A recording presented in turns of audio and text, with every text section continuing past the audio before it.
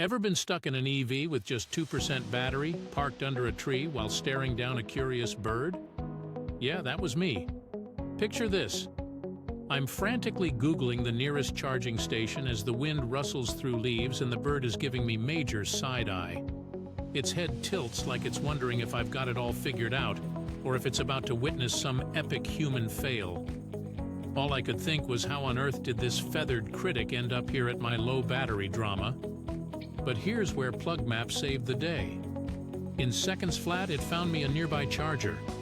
Crisis averted. Now even Mr. Beaky can relax knowing I'm not spending the night sharing his branch. Next time you're close to zero and feeling watched, remember, there's an app for that kind of panic.